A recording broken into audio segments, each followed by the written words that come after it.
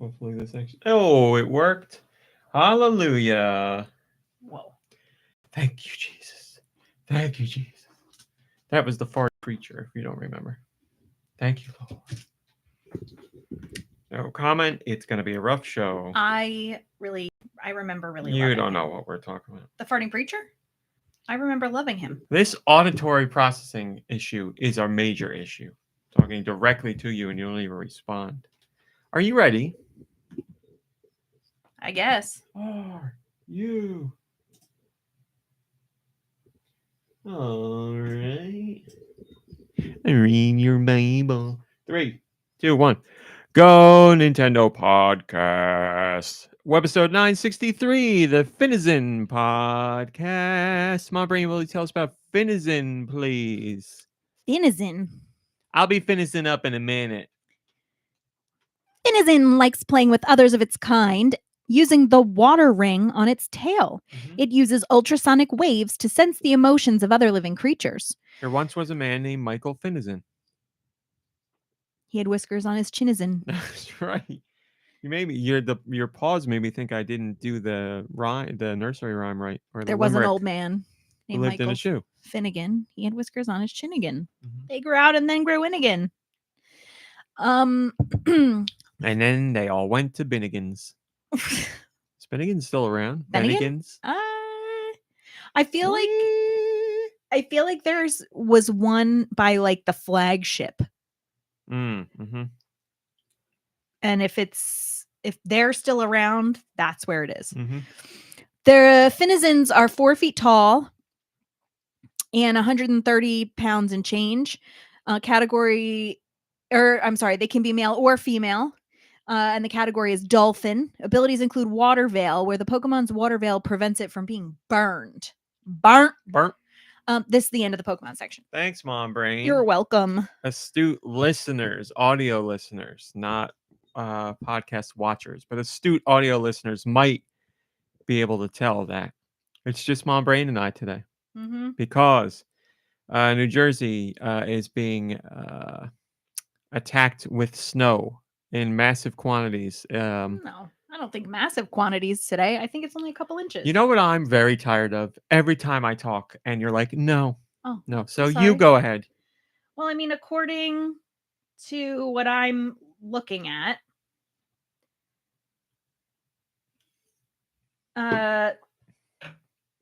we're going to get like another 1/4 of an inch. No. How does that feel? No. Okay. Then it says like ice and snow and everything. I mean, it's snowing right now. But I talked to Nikki Hill and Dew yesterday, and I was like, you guys, I don't think it would be safe for you to come out because we're supposed to get inclement weather, and that is exactly what's going on. Yeah, it says 4 p.m., 5 p.m., 6 p.m., 7 p.m., 8, 9, 10, 11, 12, 1, 2, 3, 4, 5, 6, 7, 8, 9, 10. Oh my God, all the way into the next day. Yeah. Icy rain and snow the whole time. What the hell are you talking about? We are also apparently in for some wind. We have a high wind warning. Must have been the wind. Wow. If you pull out and look at the, the whatever it is, the colorful map, it's pretty bad. It's pretty bad. It's going to be here for a while.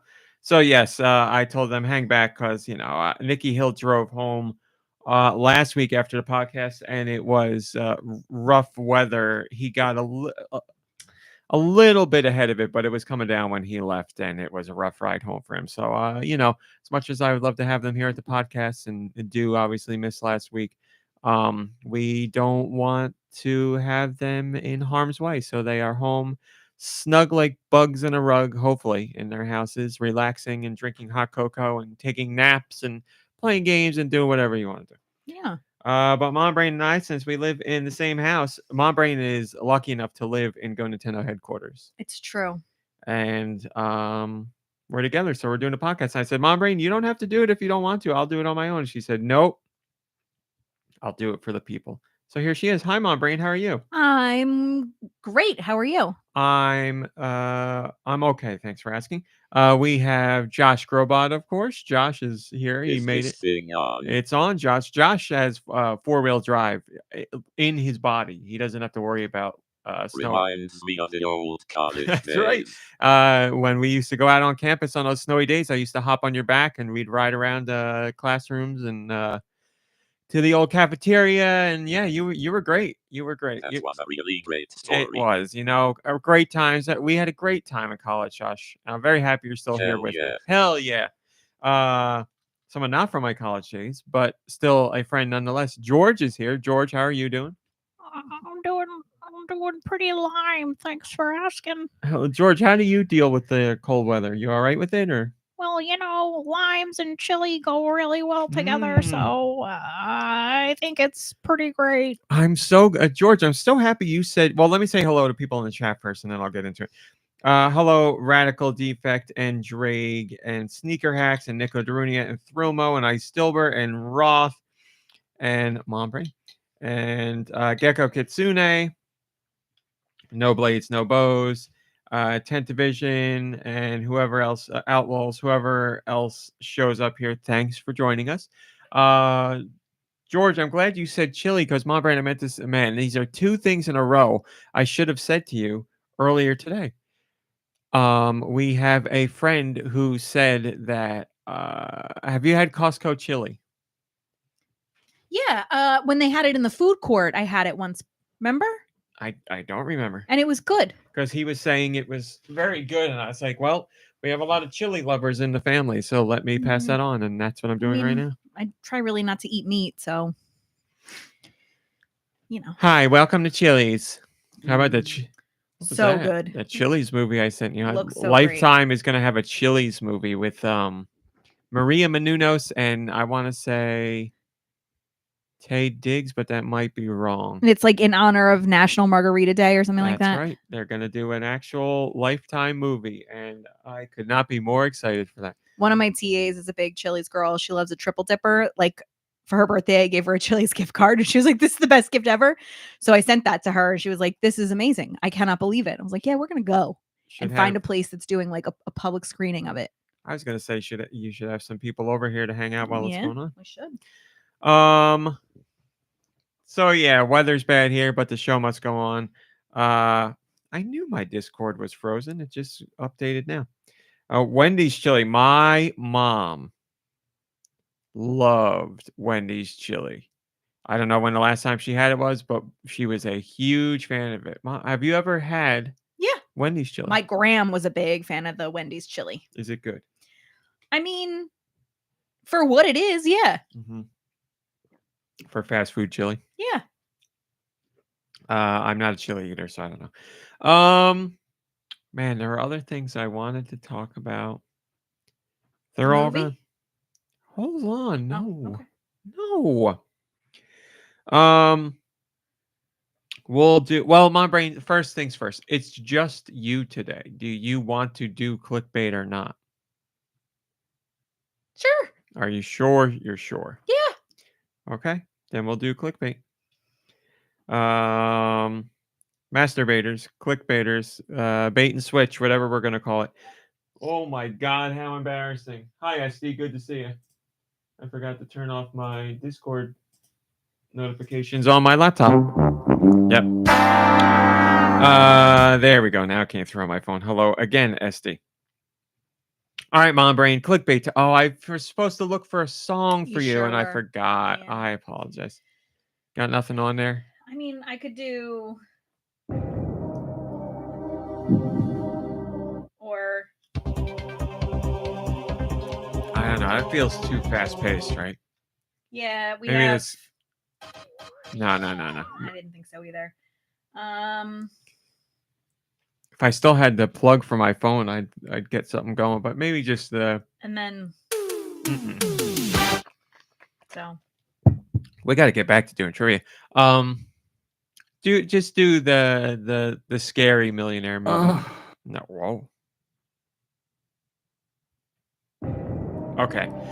Nintendo Switch 2 breaks tradition started with the N64.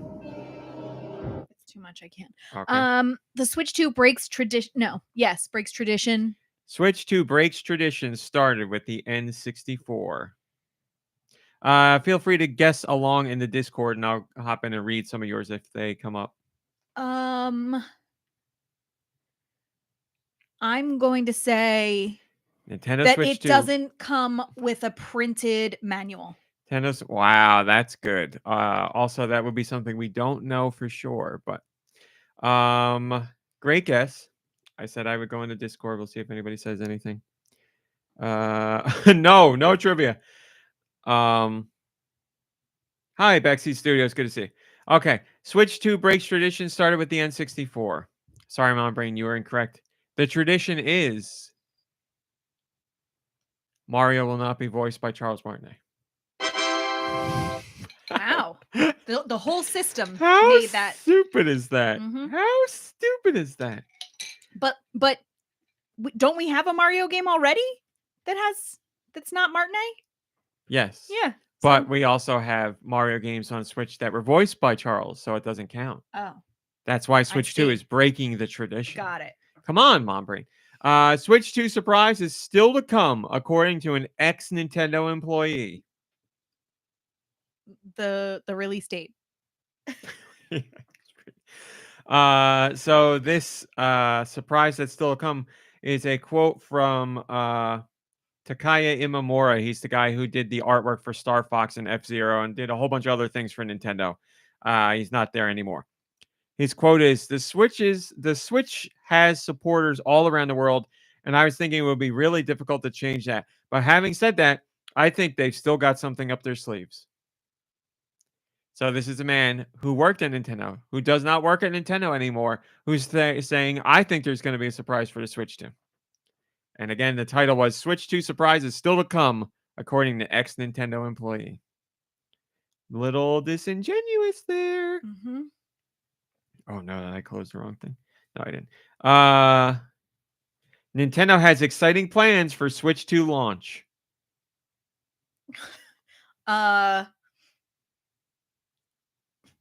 It's there's gonna sell a lot. They're planning to sell a whole lot of them. Sort of related. So the article is mostly about how Nintendo is preparing stock to try and avoid shortages, but really the article doesn't even have anything to do with the headline. It's just like, should we buy or sell Nintendo stock? That's what the article's about. It's like one of the worst clickbaits I've seen because there's not even like a little shred in there where you're like, all right, I see what they're doing. It's just a bad article. Switch gamers treated to free game we've been begging for.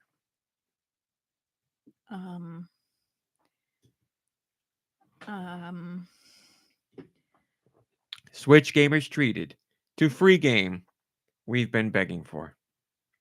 The jump rope game is now free. That was a free game. Hi, Freddie Fro. Good to see you. Ice Stillbird says Elebits. No, it is not Elebits.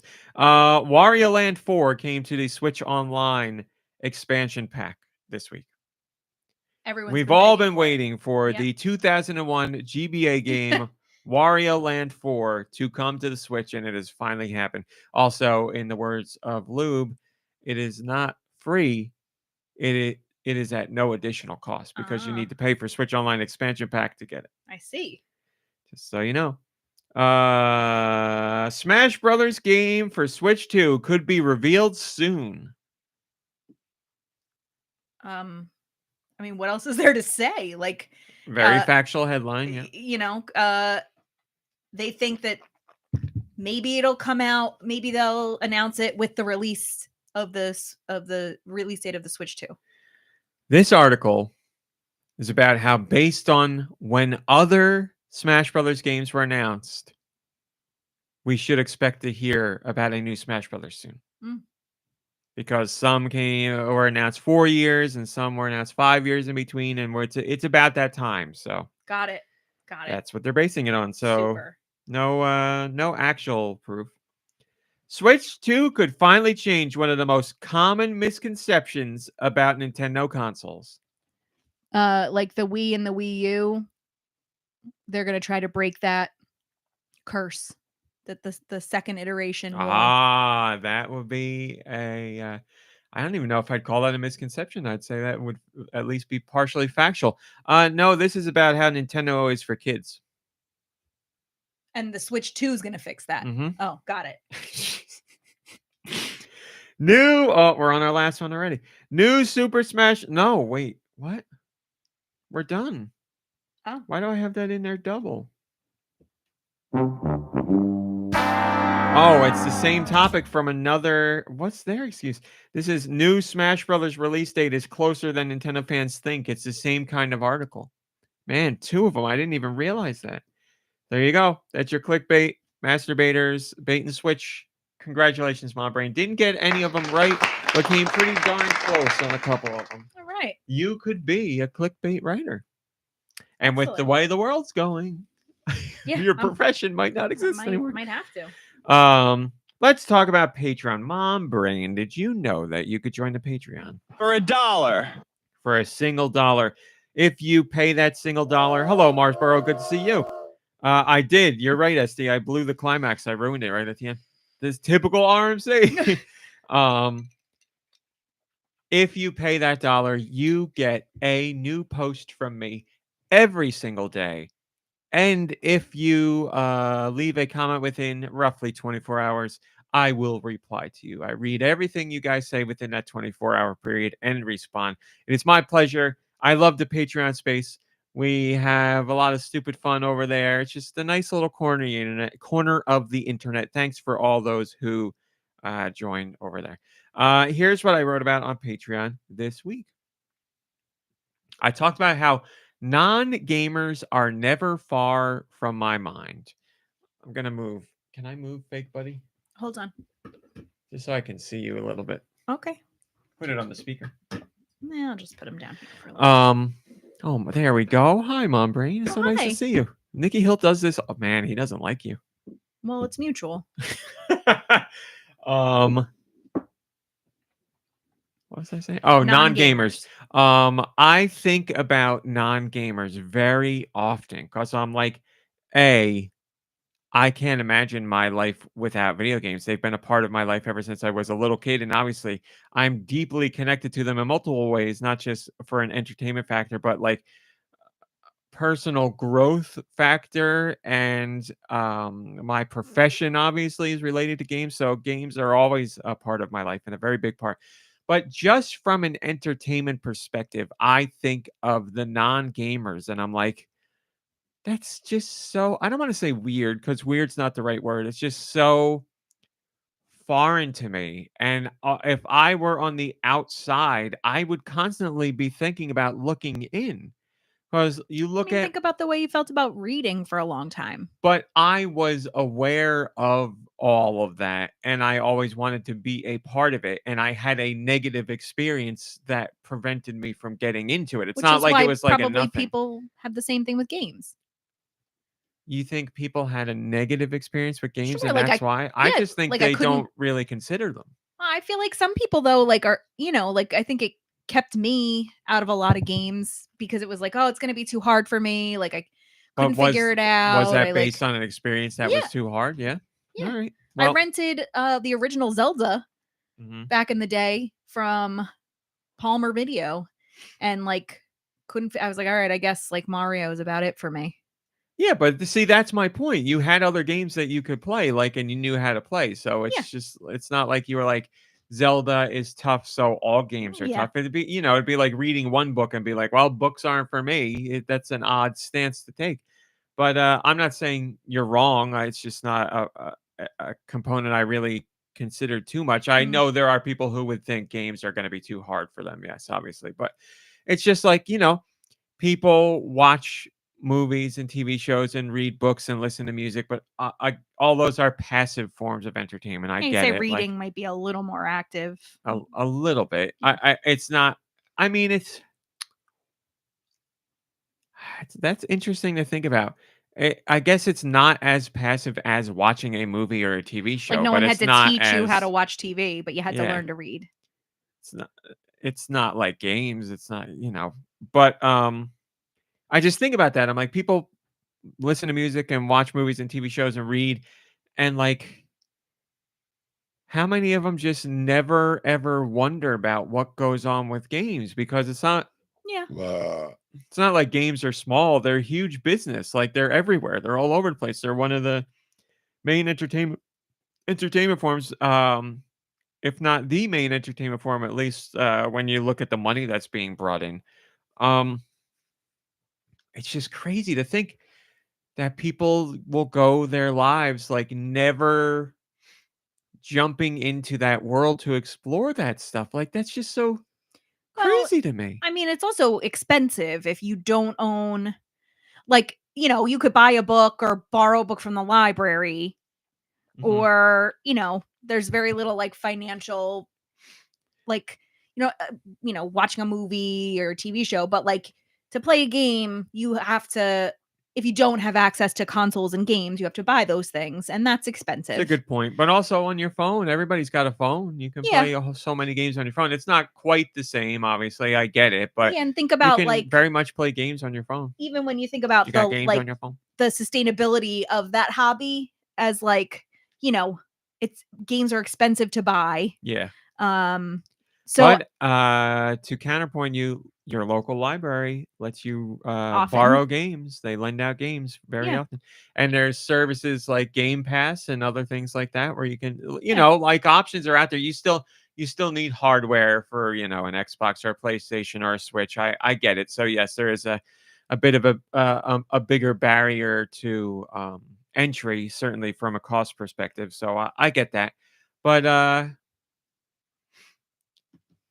yeah, cost is a really good point, but I don't know how many people think about like cost. I just think a good amount of people are just ignorant to how to get into the space at all, like how to navigate it. it's funny. Droth and I have this conversation about like gaming consoles and stuff, because her husband's a gamer, always has been, and she has 3 boys Born and raised gamer. who are also gamers, and she Hi, was like, Rosemary. the boys will never know what it's like to have to like beg for a console, or like, have their parents be like, no, we're not getting that, it's too expensive, right? Because her husband's always been a gamer, so he gets all the consoles, and everybody Yeah. plays, and like the kids are really like responsible with everything, and so it's it's like funny because for her husband growing up, it was like you got a job in as young as you could, so you could save money and buy games and consoles and whatever, and Yeah. she's like, our kids will always just have them, like. Yeah. SD says if you are into games, the most common games you see in entertainment could be kind of off-putting. That's true. If you're watching TV and you're only seeing games that way, then you're seeing like Call of Duty or Fortnite or lots of like sword slashing stuff. And there's nothing wrong with any of that. But you're not. Nintendo has ads obviously for Animal Crossing and Mario and their kind of thing. So that's Yeah. out there. But yes, you might look at games and be like, oh, it's 90% like shooting guns and all that, and I'm not interested. I got a TikTok the other day where a girl was talking about how she doesn't like that it's weird. It's not weird when her boyfriend is playing like Call of Duty shooters all the time. She doesn't think it's weird, but Right. she's like, people would look at me as being weird when I'm playing like Dream Yeah. Daddy on the Switch or I've seen whatever. that. And So yeah, I also think though it can work the other way, where like I've seen games that look really cool, but been like, I don't know if I have the skill required to play. Well, like The Last of Us, like it, that's not really like skill wise. Those aren't really games that I would like have considered if the subject matter wasn't so intriguing.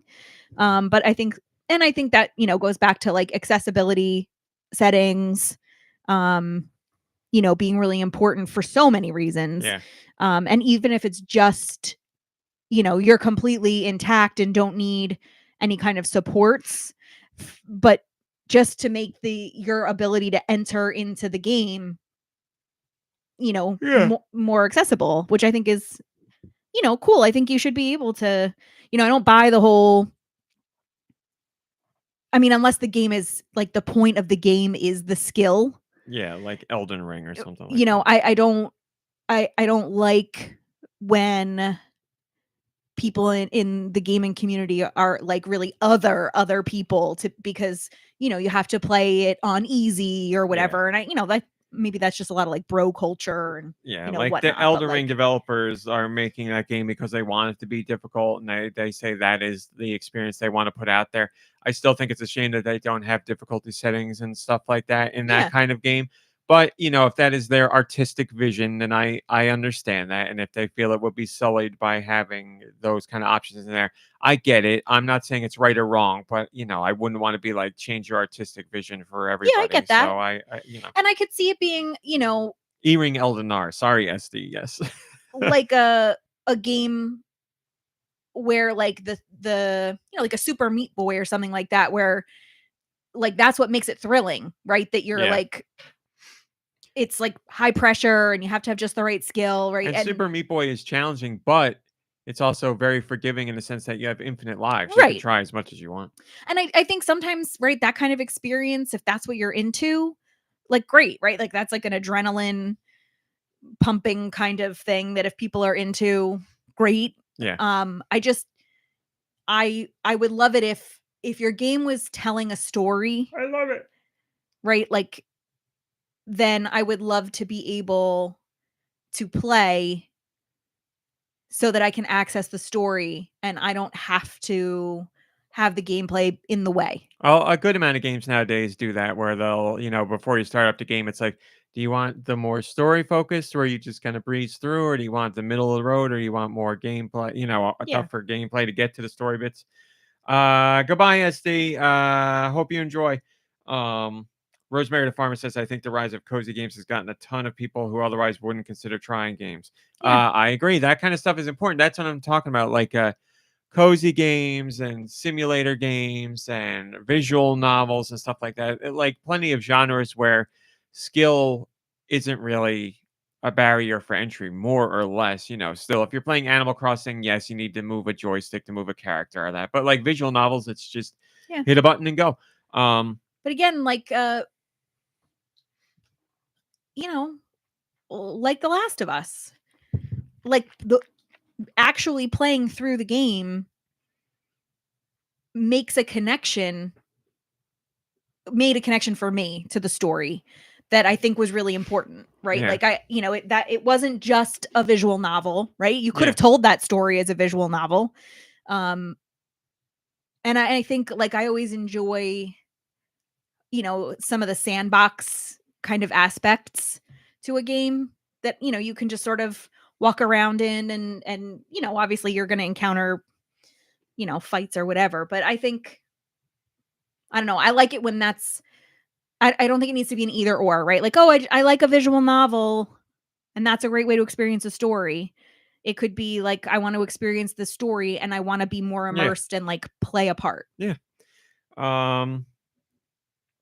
So we have one friend who a while ago was like, "Yeah, I've thought about getting into games," and I was like, "Oh, I would love to help you out. I'd love to get you into them." And that was, like I said, a while ago, and I still think about it all the time because I want to reach out and be like, "Let's make it happen. I want you to try something," but I don't want to be overbearing. But this is a struggle I always have, and at this point, I'm like, this comment was made like over a year ago, and I haven't brought it up since. Like there it's not me being overbearing, but I bet if I brought it up, somebody might be like, "Oh, why is he bringing this up?" So I don't, and then I feel bad about it. So I'm always thinking about non-gamers. I wrote about Warm Monkey, a very interesting Made me feel unsettled. isometric survival platformer game where you're playing as these little monkeys that are trying to get water.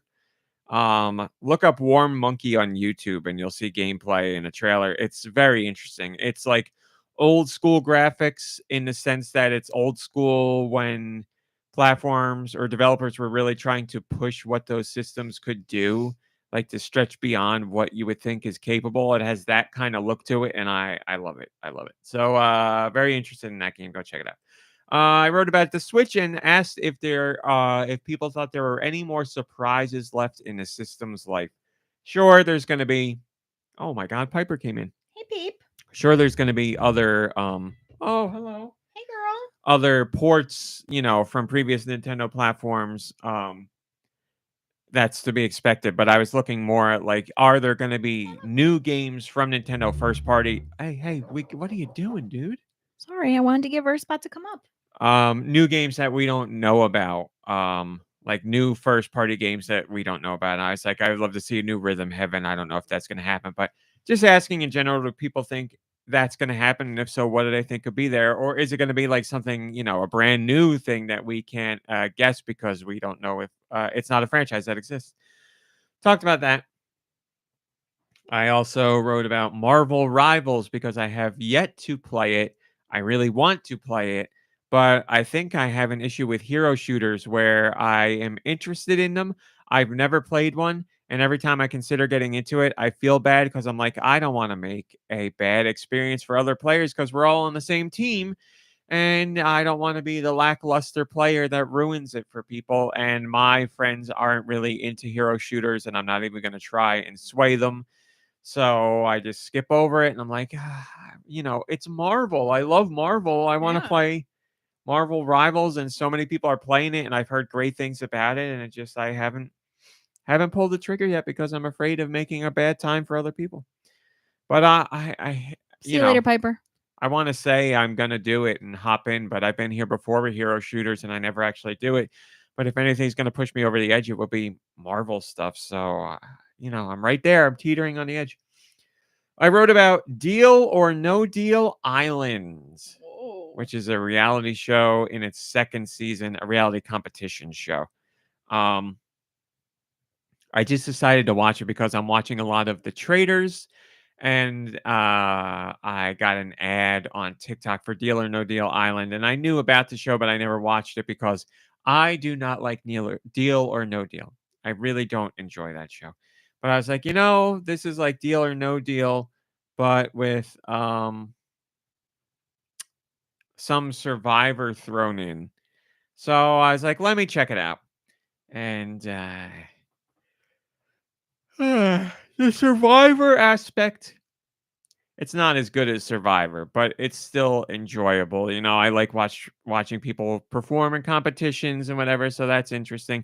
And I love the social aspects of those games, so that's fun to watch. But the Deal or No Deal part, it just I have so many issues with it. I just don't like Deal or No Deal A because it is such wrong show. Wrong show. Wrong show. It's such also a wrong game show.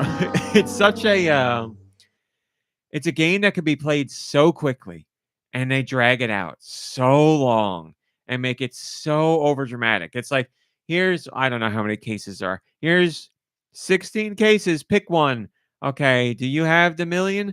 No, you don't. You don't have to go right to that, but obviously you whittle it down and the banker makes offers, but it's like, okay, pick 4 cases. You do 2, 7, 8, 12. Okay, here they are. Open up. Banker makes a new deal. Okay, pick more cases. Like, this does not need to be an hour-long show. This is insanity. So even though in Deal or No Deal Island, you get a lot of the island-related gameplay, you still get a decent chunk that is Deal or No Deal gameplay, and it just grates on me. It also grates on me where people are like, the host in this case, which is Joe Manganiello, he's like, pick a case. And contestants are always like, well, I have 3 beautiful children, and I'm going to pick case number 3. Or my dad's birthday is on August 16th, so I'm going to pick 16. Or like, my mother always had 4 rules that she lived by, and I'm like, I don't care about any of this. Why do we have to drag this out so much? Jesus, just pick the damn case. It's all a game of chance. You don't know anything. Like, you don't know what's in any box, and you're not picking a magical number that is going to win you the game. Sure, people might have numbers that are important to them in life. Numbers. Then pick the number, but it's not that number is not going to guide you to where the $1 million is or whatever the biggest prize is. It's just like, and then when people like, when people celebrate and they're like so proud of picking good numbers, I'm like, it's It's just luck. It's just random. Like there's nothing wrong with being excited about picking a case and it ends up being a good number. But when people are like, "Yeah, I'm the man. I know what cases are," I'm like, "Ugh, this is gross. I don't like this." Like it's a game of Is this chance. thing on? Well, not Josh. You're not a fan I of. have a mulatto addiction. Oh, see, that's a game of chance too. But there, I would argue there's a lot more skill in that though. Deal or no deal, I guess there's some skill when it's like, measuring the odds of should I take the banker's deal versus how many cases are left versus what could be in my case. Yes, there's some skill to that, but just by and large, so I gave the show a try. Not for me.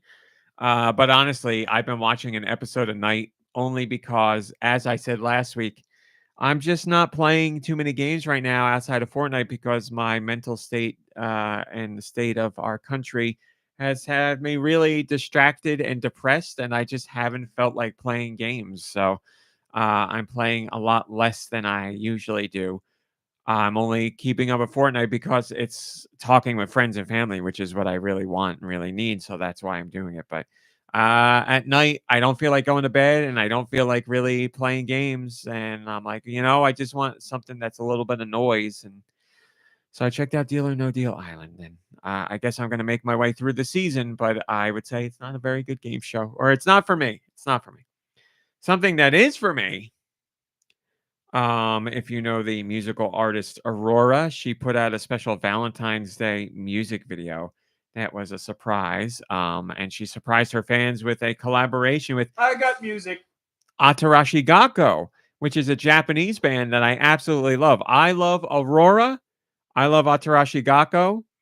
I don't like a lot of music, but these two band or this one band and this one performer, I really enjoy.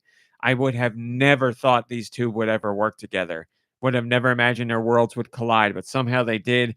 They put out a cover of one of Aurora's songs, and it's awesome. And like it made me so happy. I was tearing up because it's like, wow, these two things I really like coming together, and I would have never in a million years guessed this would have happened. But here it is. So I just wrote about that because I really liked it and I shared the song.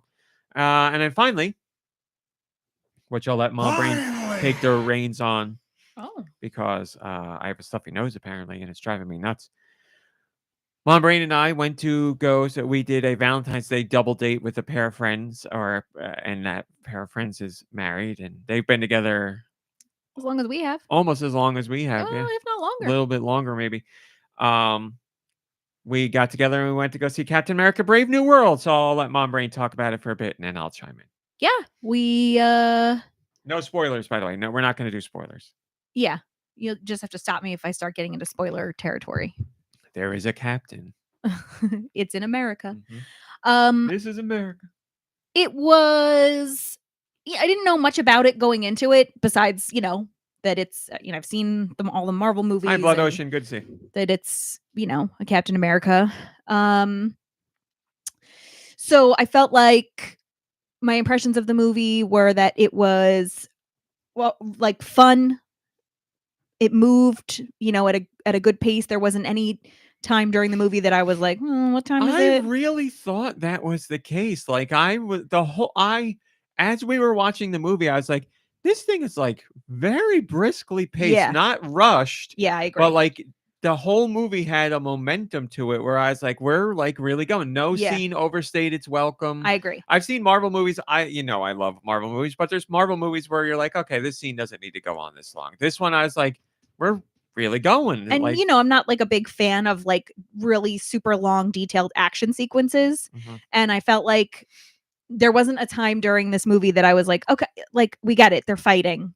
Kaboom, guns, I mean, blow like there up, were like two, I don't want to say long, but longer fight scenes. One in the water and one obviously at the end of the movie because it's the end. But So you none of expect it one at the bothered end, me. But nothing that was like a huge fight. Yeah, I liked the fight in the water a lot. I enjoyed what was going on there. But and I think they also try to make it a point to make it like creative and like fun, where like people use what they have in ways that are interesting, or like it'd be really cool if they use their blah blah blah. Like Sam is not a super soldier; he's just a regular guy with some great tech, obviously, vibranium shield and. So I found it to be so that part of it was great. I think that it continued to tell a story that's an important story about how hard it is to be someone who is not, part of the intersectionality of a lot of privilege, and a lot of superheroes are, right? Like they're like, American white straight men. There's definitely lines from Harrison Ford where they have dual meanings of it's not just like, it's not like a I don't like you, it's like a I don't like you. Yeah, like you people. Yeah. So I think that that's really important, and frankly, like I mean, I love Marvel, but I really love Paddington, and I would have loved to see Paddington, but I think that it's important. Well, we're not going to see Right, but like I Paddington. would have loved to see Paddington, the day it came out. But I think it's really important for like our money and our support to go towards something that is making that kind of a statement in that way. Mhm.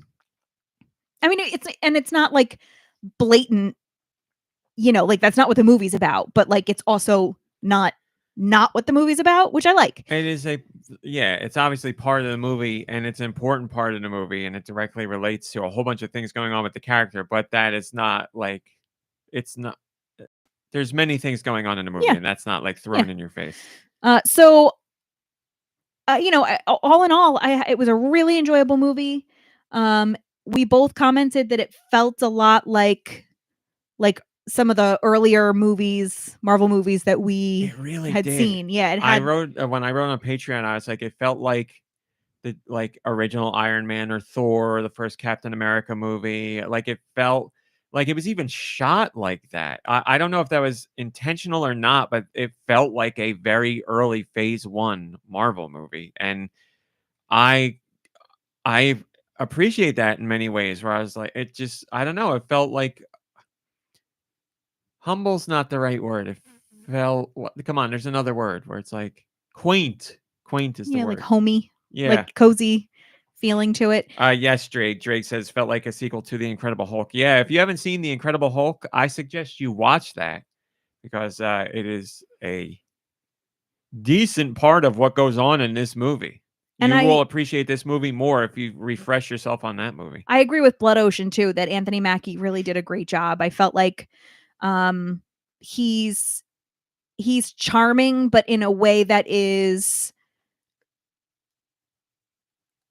I don't know, like relatable, or like there's just something about him that you're like, yeah, you're like a trustworthy, charming, good guy. When he's in the action scenes delivering those lines, I struggle with him a little bit, but when he's in the quieter moments and the personal scenes and the funnier moments, not even like funny haha, just like lighthearted moments, I think he really shines in those areas. I agree. Like, and his in his like friendships and relationships, like especially like with the guys, when he's talking to that one soldier in the beginning and they're making it clear that they have a relationship, I thought it was really well done. And then when he's talking to Falcon and the other the other super soldier, I'll just leave it at that. Like they have a great rapport between them, and that comes off really genuine.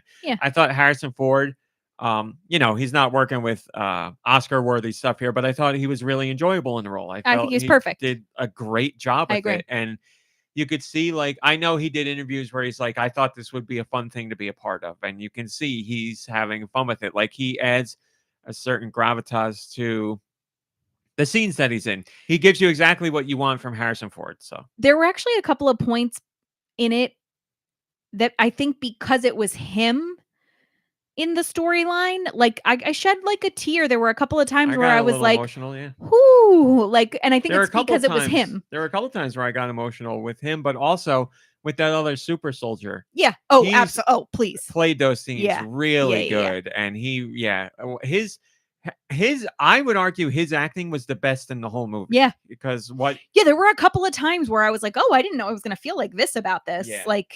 Yeah. He did really good. I really like him. I liked him in Falcon and Winter Soldier too. So. Yes. I mean, I think it was just, it was a fun, great movie.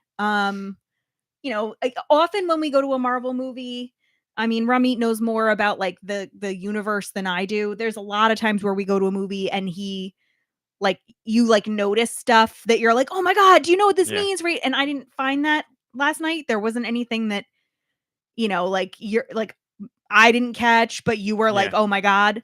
There were little things that were said where I was like, oh, that's a neat nod. Like if you listen to the news reports in the background that are happening, you'll hear other characters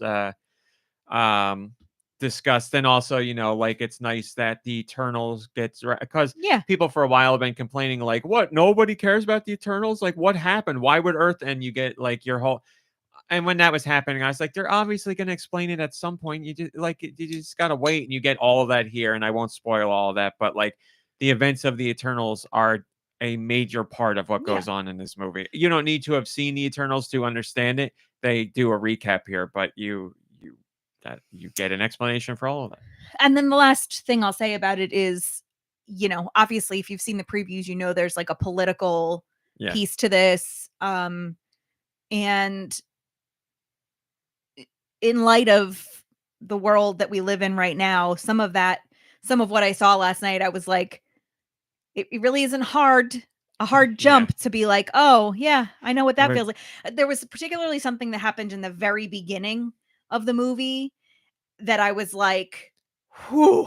All of us that went to see this movie, us and me, Mom, Brain, and our two friends, we all had a discussion about how the movie was uncomfortable in a way for people who are politically aligned with us, because you're like, ooh, this is like, I could very easily see the path of all of this happening. Well, some of it's happening now. I think what really got me was there was a point in the beginning of the movie where something's being said, and I thought to myself, a year ago, I would have thought like this would have felt more fictional. Mm-hmm. And now I think like what sweet summer children we were, like, and it doesn't really, maybe like later after it's been out a while, I'll talk about it. Yeah. Because I don't want to spoil anything, but it was just one of those moments of realization that was like, maybe like give yourself a little bit of grace when thinking about like what we're dealing with on a daily basis, because like it really is that big. And it was, I mean, this isn't the first Marvel movie to make a statement like that. Yeah. So, it was. And as we said, Anthony Mackie beforehand was talking about the role of Captain America and what it means to be Captain America. And he said basically the same thing that Chris Evans said, but in different words. But Chris Evans did not get any pushback for it. Mm-hmm. And Anthony Mackie got insane pushback, just like he did when he was, when it looked like he was taking up the mantle of Captain America. But that, obviously racism is involved in that. But like the whole, like, seeing Captain, I saw a TikTok about it that I was so happy I saw, because there are people out there that understand it. Captain America is not about America's great and America's number one. Like Captain America is like fights for the ideals of what America is supposed to be about. Like hates fascism and stuff. Like Captain America, the character, dropped the mantle of Captain America for a while because he didn't believe in what America was doing. And he's like, this isn't the America that I know. Like, if you just think Captain America is red, white, and blue, like, it's so off the mark. You don't know Captain America at all. And Anthony Mackie was talking about that, and again, saying the same things that Chris Evans said, and he got, all kinds of crap for it. I love Marvel movies. I'm always going to be there day one to see a Marvel movie. But like Mom Brain said, this one in particular, at this time in particular, we were like, this is where we want our money to go to. Because, and yes, it's all hell corporate and big conglomerate, and Disney doesn't need our money. But like, where your money goes is... Yeah, we weren't doing it for, it wasn't like, oh yes, I'm spending my money on Disney, right? It was like, look, when people look at the box office for the weekend, I want to know that I, put my coins in this bank. Yeah, and it's not about like showing that to other people. It's about like, that's where I feel good. If I can, this is my personal reason for doing this, and that's how I feel good. And I feel like I'm I'm making a statement for myself in some way, for the people close to me or whatever. Like, that's I mean, important to me. it's one of the things that we And have that's why we control drove our over. Tesla there. It's one of the ways that we can be heard still, Yeah. and have some control. So, But like the movie, not my favorite Marvel movie. It definitely hi Vachi, good to see. Definitely feels like a reset in some ways, but yeah, well, I liked it. It gave me the feeling of, like I said, early Marvel movies, but it also gave me the feeling of like when I saw the first X-Men movie, because I remember seeing that in the theaters, and I was like, it wasn't perfect, but son of a bitch, like that was a good movie. Like that, I was like, wow, they actually made a good fun comic book and like, movie. I was like, yeah. yeah, it was like there, it was there. That's the kind of feeling I got from this. We've seen Marvel movies that have been way more sophisticated and have better special effects and better acting and better everything. But I think overall, if this you're was an enjoyable film. if you're looking for like the sophistication and all that jazz and like the deeper stuff, you're gonna watch the TV shows, right? I feel like that's where they can like get into and explore things a little more in detail. Blood Ocean says we're entering a brave new world. And he says I'll see myself out. Yeah, next month is Daredevil. Right now is the Spider-Man cartoon, which is something I also struggled with watching because I talked to Mom Brain because the guy who's voicing Spider-Man in that was like, I'm paraphrasing, but he said something about he's like, oh, it's not woke, and I was like, oh, it's great that it's not woke. And when I read that before the show came out, I was like, oh, I've been waiting so long for this show, and the guy who voices Spider-Man is going to say it's not woke. And I'm like, I don't like using woke in that term, but if you're going to say Spider-Man, I like that Spider-Man isn't woke, then you don't understand Spider-Man. Spider-Man is traditionally the wokest, one of the wokest superheroes. It's He's also like, young, right? yeah, like it's just, and again, I'm saying woke because he's saying woke, Right. and I'm pushing back against that. Woke is not a term I use to actually describe things. I woke to me is like loving your neighbor and Woke helping is people. the bare And minimum. yeah, right. Like, So, but yes, I've been watching that cartoon and I really like it. I'm not up to date. I have one more episode to go. I've been watching them on the treadmill. I watched one last night. I really liked the episode last night, but the show is very good. I really do like that cartoon. Uh, so enjoying that.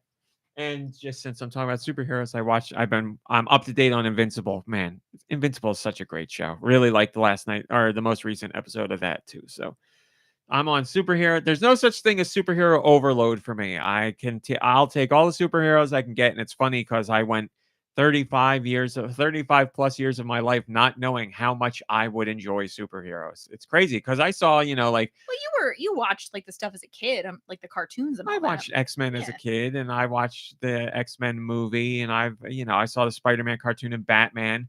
It's just as I got older, I didn't realize how much that stuff would resonate with me. And it's funny because my mom is a huge superhero fan, which is something I didn't really ever know about her, but we started talking about it because I got into Marvel. So it's just crazy. Like superheroes,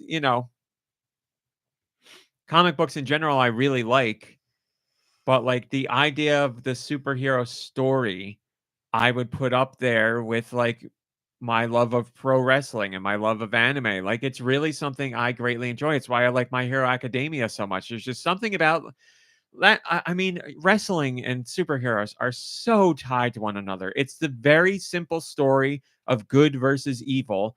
And the reason why that still exists today is because it's very easy to make that resonate with people because it's a day-to-day thing that happens in real life. Universal, yeah. So whatever. That's what I wrote about on Patreon, everybody. So go join up on Patreon if you want to support that. And if you don't want to support that, that's fine too. Okay, that's that. On Brain, let's go to news, please. Finally. What did we get in the news this week? Let's recap together. There's a rumor of a new a Lego Mario Kart model coming out. There's plenty of Lego Mario Kart stuff out there right now, but this is a little different. A Lego insider who is known for getting stuff correct all the time shared a new product number and a new product description of a Lego Mario Kart release, but this would be part of the Lego Icons series. And for those who don't know, Lego Icons, quote, showcase impressive landmarks, modular buildings, classic vehicles, pop culture favorites, and beautiful home decor sets, end quote. So this is like a more top tier luxury experience. There's Mario Kart sets that are pricey, but they're little figurines and tracks and everything. This would be like a very intricate, detailed Lego Mario Kart set that would take up a sizable amount of space. So just a rumor for now. But again, we have the product number. We have that it's part of the Lego Icon series. We know that it's Mario Kart, and it's apparently priced at $170. So it seems it will launch in July. So we should hear about it somewhere soon. Let me see. February, March, April, May, June, July. So we might hear about it this month, or if not, well, you know what? We'll probably hear about it. Mario Day. Probably hear about it on March 10th. That's my guess. Not far. And that would fit in with Lego's usual timing. So you heard it here first, or you heard it here. Maybe you didn't hear it here first. You heard it you here. Heard it here. We're gonna lump together two stories here. There is a Switch 2 information leaker who has been proven. His information is proven to be legitimate. There was some discussion about whether the guy was fake or not before the Switch 2 reveal. If you remember this was a forum user, a Chinese forum user, who had the CAD model for the Switch 2. And everybody's like, I don't know if this is true. Well, it was a rumor. But then when the Switch 2 was revealed, we were like, well, son of a bitch, this guy was right. Is CAD Call of Duty? Yes, Call of Duty. That's right, Call of Duty. So now this same member has returned, and they are saying that they have their hands on actual Switch 2 hardware now. And they're saying if there's any manufacturers out there who would like to make accessories for the Switch 2, get in touch with them, and they will let you know the specifics of the platform, and then you can build out your accessories. So again, we know this guy had legitimate information now, or had a legitimate information before, because it's been confirmed since. So this guy, I guess he could be lying here, but what would be the point? So he's saying he's got his hands on Switch 2 official hardware. And this is something that we heard accessory manufacturer Genki talk about prior to, what was it, GDC? Or CES. It was CES. They were like, we heard you can get the Switch 2 on the black market out there, and we've seen things, blah, blah, blah, blah. And then Nintendo started pushing back when the CES stuff was happening. And Genki was like, oh, never mind. We don't know what we're talking about. I was like, I don't know. I think what you said first was the truth. And what you're saying now is to cover yourselves from getting in any trouble. And now this guy's saying the same thing about the black market. So again, I think what Genki said was true. And now with this Chinese forum user putting this information forth, again, just more fuel for the fire. Also, what app, what platform, what service this Chinese user was using to share this information? Red Note? Also known as? Xiaohongshu? Xiaohongshu! It was the Xiaohongshu forum user, yes. Entropy says, I guess more leaks are a-coming. Well, I think you're right, my friend. We've been seeing them pile up in the days and weeks since the Switch 2 has officially been revealed. I said this was a two-part story. I'll fast forward to later in the week, which is now the past for us. That same Xiaohongshu forum user shared discussions that they had on social media with someone who is willing to sell a Switch 2 on the black market. They are saying they have the actual Switch 2 and a Pro controller and the dock, and they are willing to sell it. And they're again, this comes from the same CAD guy and the same guy who leaked all this information. They are saying you could get a Switch 2 on the black market right now for the low, low price of... No, I was looking for you to guess. $1. For $1. $2,000. A little bit more than $2,000. $40,000. Yikes. Will someone out there do it? Yes, I'm sure someone will. But what are you going to do with it? What are you going to play? I don't know. So it's out there. If somebody's willing to cough up that price tag and then really, really test the legal limits, they could start putting videos online, and maybe there's the OS or stuff like. I don't know, but for $40,000, you could own a Switch 2 right now. Not the official Nintendo price tag. I will guess they'll come in considerably lower than that. The Crimson Lore says, imagine if we got a teardown video before it even releases. With this happening, it is possible. But again, the real story there is, who would be so brazen as to do that? You would want to shore up yourself legally before that happens. And how could you? I mean, really, what? Well, I don't know. That's the thing. Like, where does the legality stand for the person who buys that off the black market? Like, do they get in trouble for showing videos of it? Can they get in For legal purchasing trouble? something that wasn't rightfully. Yeah, I don't know. Like, I if don't you know. steal something from someone and then sell it to me, you're in trouble. But well, yeah, I guess it would be stolen. That is correct. There's no way it could be. And I'm in trouble. It's got to be in a warehouse it, somewhere. Yeah, so it has to have been stolen from the right? warehouse. So, and you couldn't. You You couldn't pretend that you did not know it was Right. legally. Although, especially if you're making videos and public, although if you are the person who buys it, you know it's not out and you know it's illegally gotten. But then if you sell that to someone else, that someone else could potentially say, I didn't know. Yeah, but I feel like they're still going to get in trouble. Yeah, but I'm just trying to figure out what kind of legal trouble you could get in and how far down the line the chain of command you would need to be before you're okay. We have a lawyer in the family. I should ask them. But yeah, $40,000 you could have a Switch 2. I suggest waiting because you'll get one cheaper. Might be harder to get. A lot less competition out there right now to get one, but I suggest waiting. You might remember last week we talked about Switch 2 patents, and we got another patent that showed us another piece of information. This is very interesting. Mom Brain, this patent shows that the Switch 2 can be played for $1. For $1, upside down.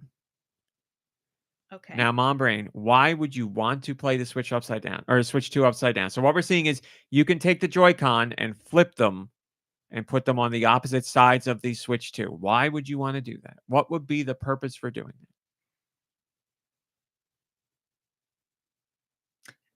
that? I mean, I guess just different configurations, or maybe somebody could hold the top and somebody could hold the bottom, and you could play across from each other somehow. But you can do that already, can't you? Mm-hmm. I don't know why. Well, according to the patent, it would be for if you prefer to have the ports on the other side of the system, the top or the bottom.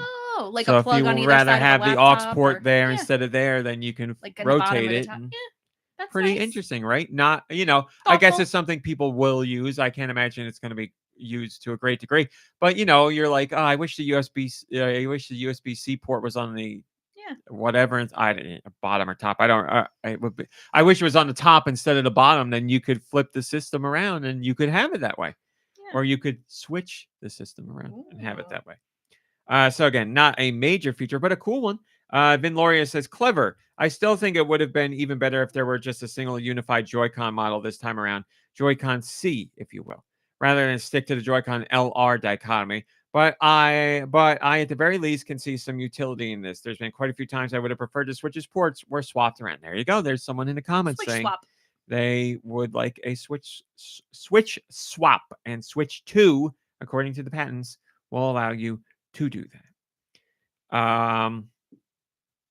Many times in the past, we've talked about how Nintendo and Amazon do not have the greatest of relationships, and neither side will explain where their bad blood is. But there have been times when Nintendo's first-party games and hardware is available to buy on Amazon through Amazon directly, and there are times when it is not sold through Amazon directly, and you have to go through a third-party reseller on Amazon. And I have reached out to Nintendo many times over the years and gotten statements from them on this matter, but they gave a non-statement, not really explaining why Amazon and Nintendo end up having bad blood about these situations. And maybe it's tied to something like this. and maybe we're seeing fences mended. Amazon and Nintendo are working together on a lawsuit against third-party resellers on Amazon who are selling counterfeit amiibo products and counterfeit games. According to the lawsuit, more than $2 million worth of fake products have been sold on Amazon since 2019. And I believe that's from specific resellers, not all of them. And Nintendo and Amazon have come together to do a lawsuit, and they're looking for a judgment of over $7 million due to statutory damages over these products. So what Amazon did is they looked into these resellers. They learned about the people behind the accounts. They got the products that these people were selling. They sent them to Nintendo and are like, hey, are these legit or no? And Nintendo's like, nope, this is all fake stuff. So Amazon terminated the quote unquote contracts. You know, when you sign up to sell stuff on Amazon, you make a contract with them. So that was terminated. And then they reached out to them legally and said, you're in trouble. So we'll see where this lawsuit goes. But it's pretty open and shut case. They're selling counterfeit stuff, and that's that. They were selling stuff that doesn't even exist from Nintendo. You could argue, like, I thought they were legitimate amiibo, but you can't argue that you thought they were legitimate amiibo cards because, an amiibo card for the Shulk amiibo does not exist. That's not a thing. That's somebody making that, and they're selling that product, which means go get a they're blanket. I'm taking... cold. Do you need anything? Huh? I have to get a blanket. I'm cold. No, Do you need? I'm good, thank you. They're taking an amiibo's data and extracting it and putting it on an NFC card and Sounds selling painful. that. So they're making their own thing. So you can't pretend that that's legitimate because Nintendo doesn't sell anything like that. So this will be a very interesting lawsuit to follow, and we will follow and keep you updated. But like I said, this could be something that really brings Nintendo and Amazon together, and that if you are supporting Amazon, that is a great thing for a Nintendo fan because it's much easier to go on Amazon to buy an official Nintendo product rather than have to go through a reseller where they don't have the best review ratings, or you got to pay $5 more than usual, or whatever. So should work out well for the consumer if that's the way that the relationships are going. Piper's all curled up at the bottom of your blanket. I told you she likes it. I was trapped there all day.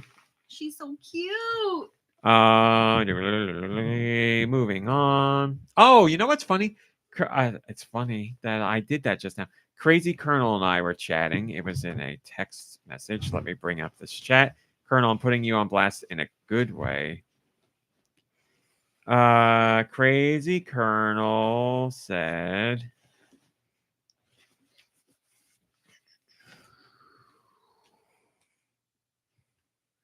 how do we get into this conversation? We had a conversation about whatever, and I was saying I need to start working on my dad noises.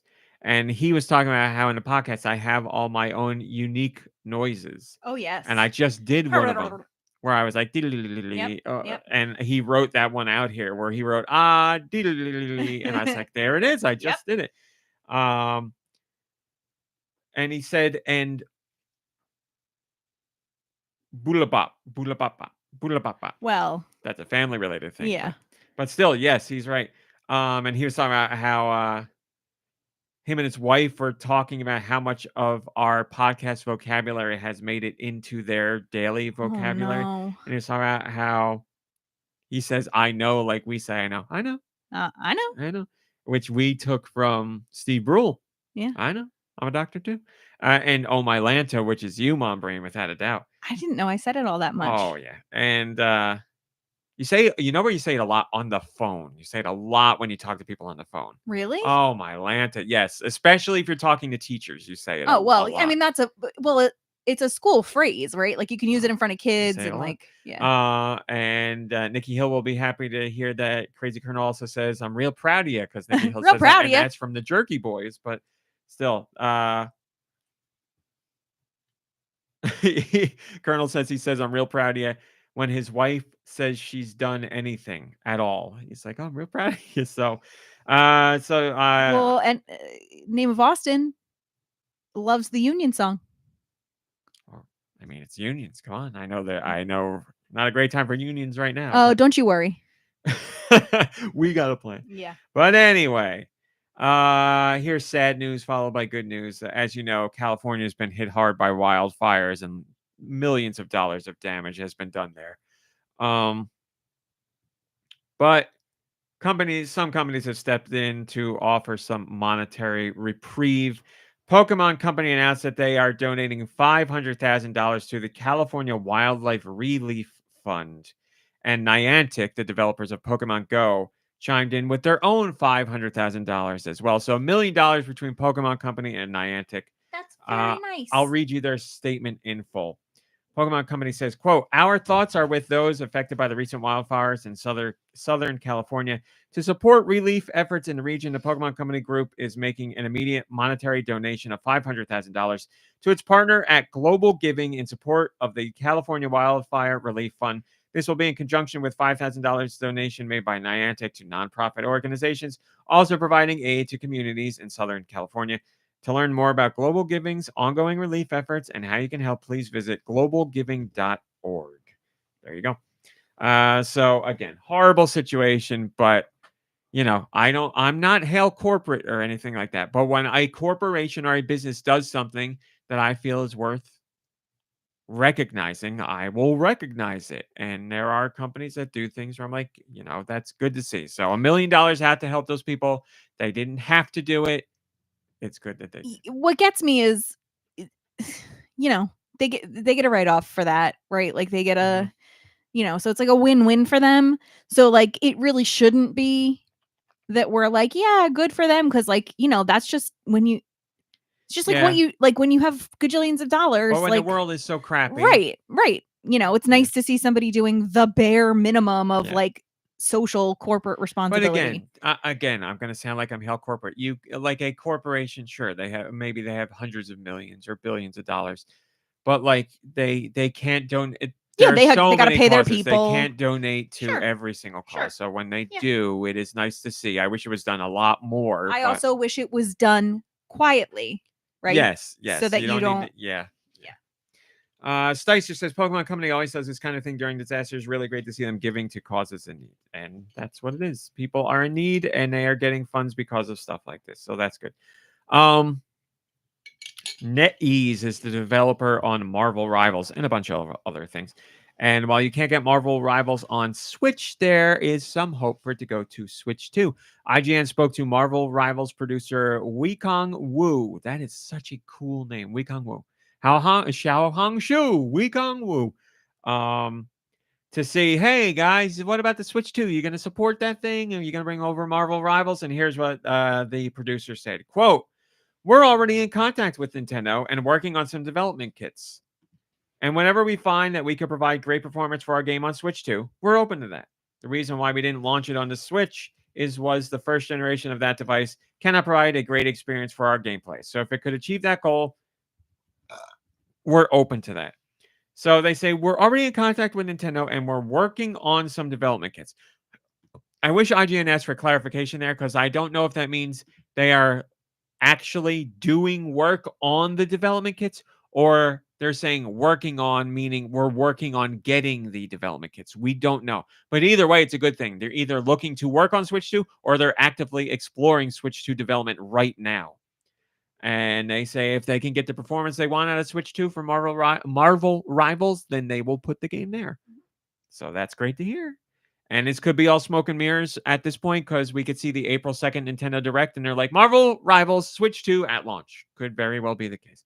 Because if the game is on Xbox Series X, which is the lowest spec platform that the game is available, or I'm sorry, Xbox Series S. If it's available on Xbox Series S, which is the lowest spec console available right now, there's a decent chance they could get the game running on Switch 2, which I imagine won't be as powerful as Xbox Series S, but should be somewhere in the ballpark. So we'll find out together, friends. We'll find out together. North America, what do we got this week? Let me tell you. North America, what do we got? Afterlove EP is available. Amber Isle, after multiple delays, is finally available. Arcade Archives Marchen Maze, that's Marchen.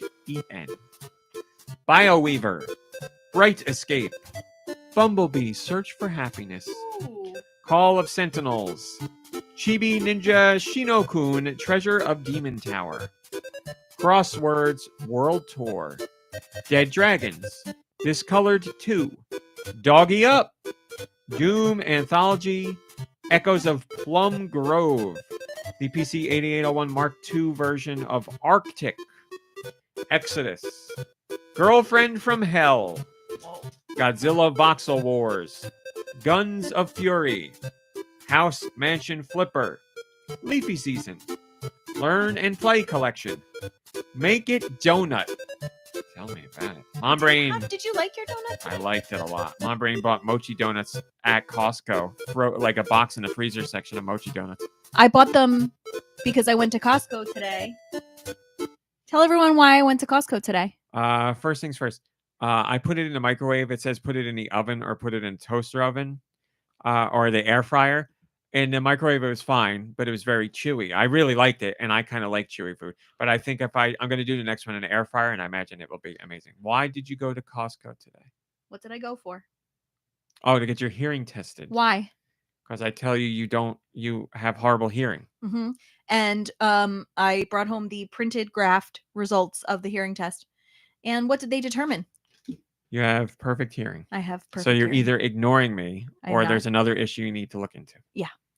Matchmaker Agency, Metal Suits Counterattack, Puzzle and Summoner, Recall, Empty Wishes, Robot Boxing, Real Fighting Steel Battle, Shield Wall, Slasher Origins, Snezhinka. Bless you.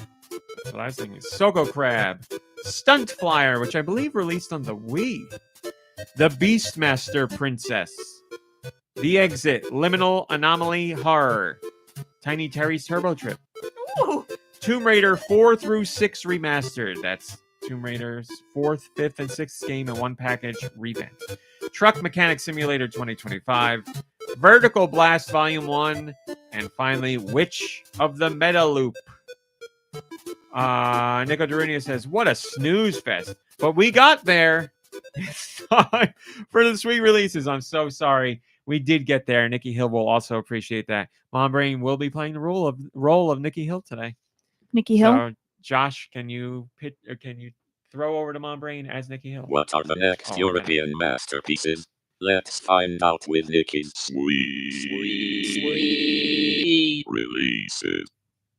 Nikki Hill, we speak your name. I make pee-pee. On your bungalow? May I make pee-pee? That's weird. Can I go pee-pee? Stop being weird. It's gross. I don't Can I like make it. water? Stop. Pee-pee at my illnessness. Oh no, I gotta do this. Good luck. Real Nikki Hill. All right. Nikki Hill, we speak your name. Do Michaels. We speak your name.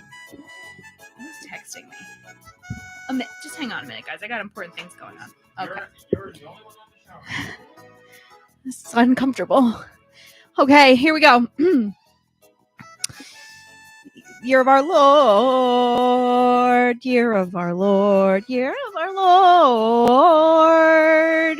Sid Meier's Civilization 7, The Legend of Heroes, Trails Through Dark Daybreak 2. That is one thing.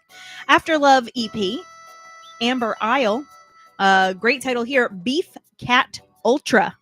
We also have BioWeaver, and then Bumblebee Search for Happiness, followed by Car Detailing and Wash Simulator Luxury Car Cleaner.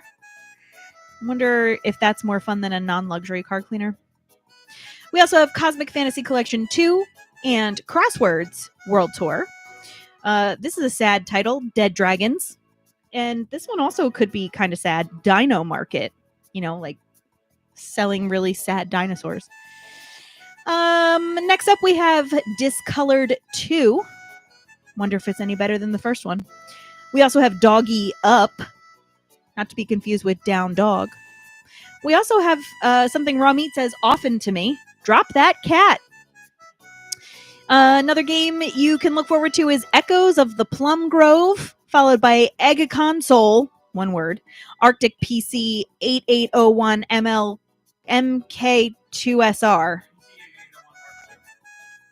PC 8801 Mark II. Sure.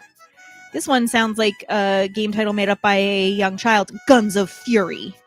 And then the opposite end of the spectrum, Jigsaw Chronicles, Haunted Tales, and then Jigsaw City Princess. You can also look forward to Jurassic Island, Little Dinosaur Park, and Legend of the Kitties, Return of Echoes. There's a game called Macross, Shooting Insight, and then one Rummy already mentioned, Make It Donut. You can also purchase Matchmaker Agency or Metal Suits Counterattack. We have also on the list Penguin Flight and Puzzle and Summoner. There's Recall, Empty Wishes. That's a sad sounding title. Followed by Shield Wall, and then Skyline Bowling, and then Slasher Origins. Skyline Chili. There's also Snezinka and Soko Crab. You might also have heard of a little game called Space Cleanup Cosmic Robot Disinfector or Stacky Dash.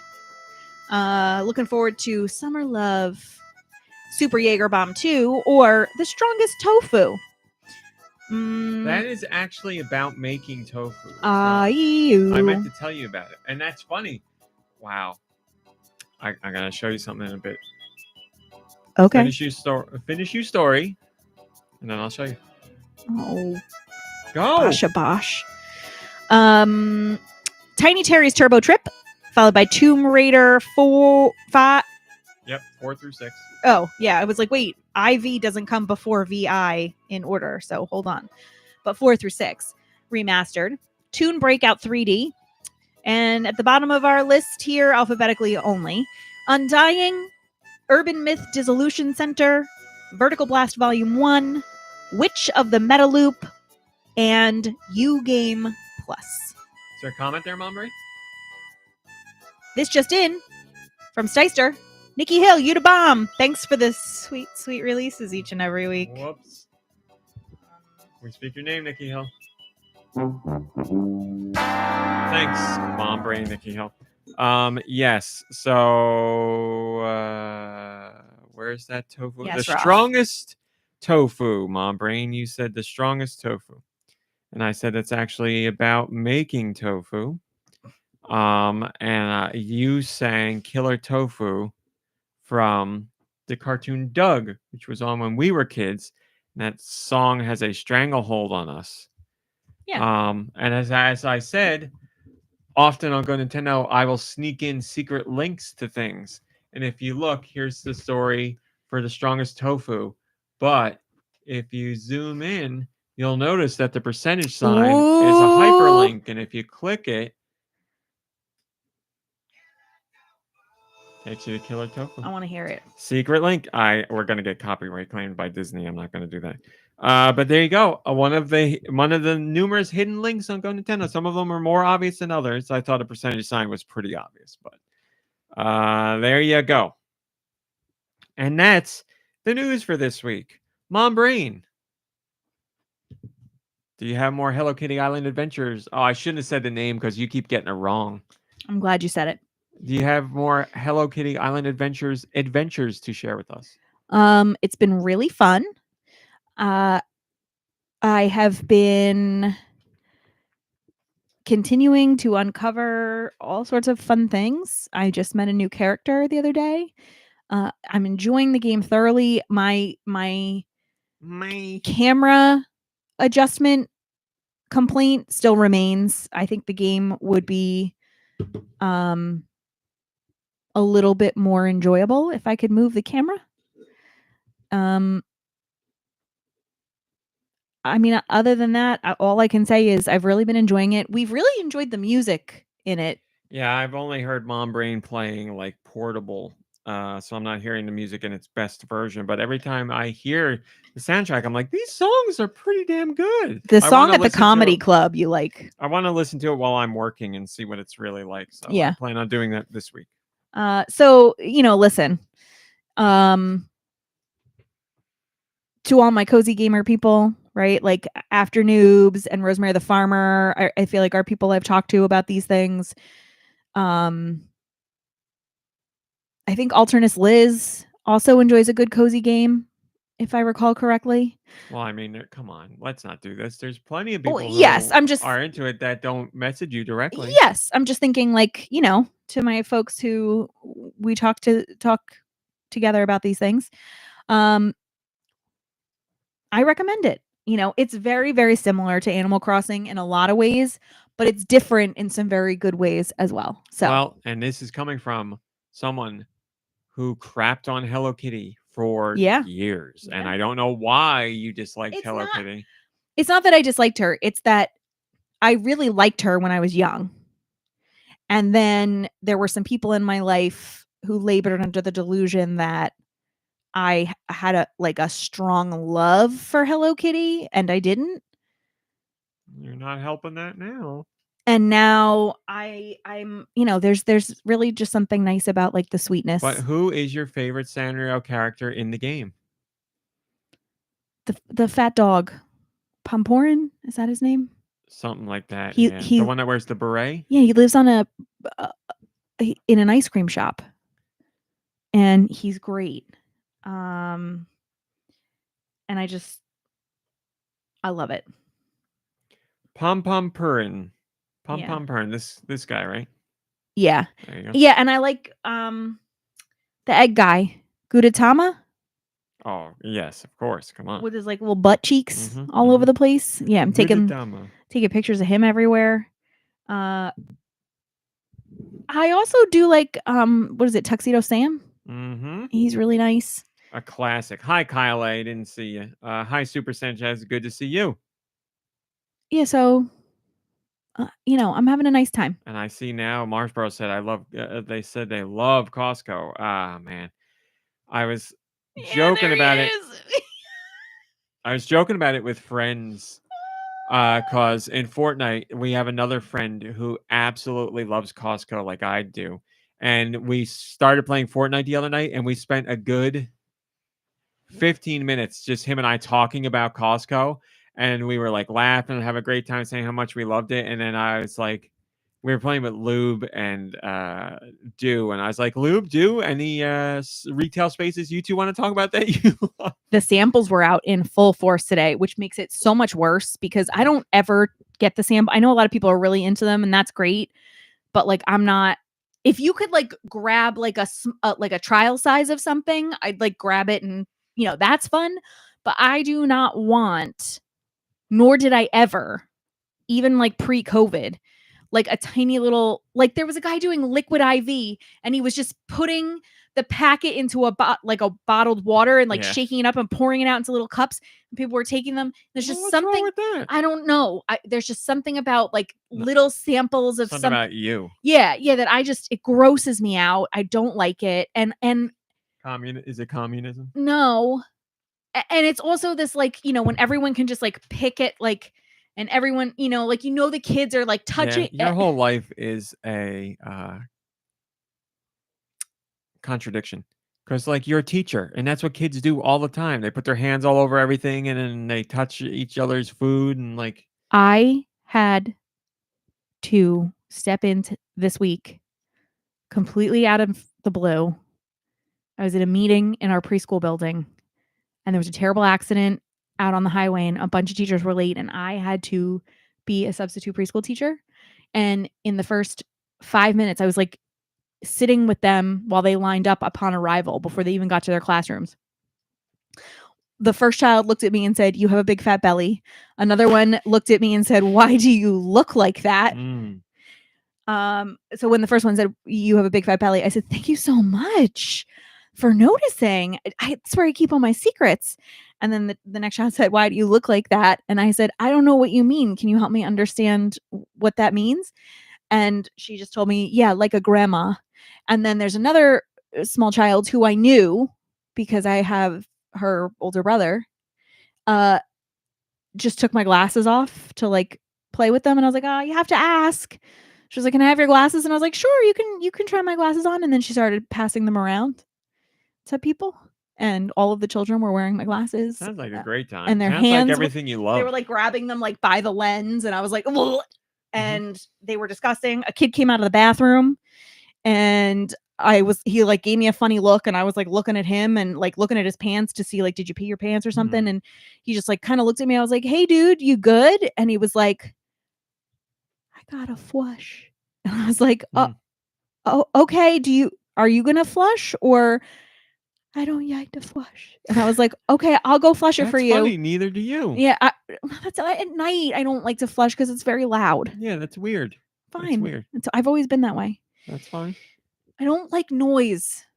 Tell me about it. So I walk into the bathroom and the toilets are like itty bitty tiny toilets, and there was like an enormous turd log, and I was like, I don't blame this kid for not wanting to flush because it's a huge turd. It's not going down. I flushed it with my foot and I walked out. I didn't even stay to see what happened because I didn't want to have You to deal with it. flushed the toilet handle with your foot. Yeah. Yeah, you didn't. You made it kind of sounded like you stomped it down in the toilet. Oh and yeah. flushed. Mashed it. It was really awful. It was really like it was awful. All that from Costco samples. Yeah. But what were they giving out? Liquid IV, which you're a fan of. Yep, pomegranate juice, like Mm. Palm brand pomegranate juice, elderberry gummy things. Oh, that sounds nice. There were some kinds of. There was like a soup in a cup I saw people drinking. Mm, There's always meat. There's always meat samples. different kinds of meat. I haven't been to Costco in a few weeks, and I'm It really was jonesing for it. insane inside. That's what we like to see. And I can't complain. We're Costco guys. Mhm. That's all you play? What have you been playing, Rami? Like I said, just Fortnite. I played a very little bit of Dragon Quest again. I beat.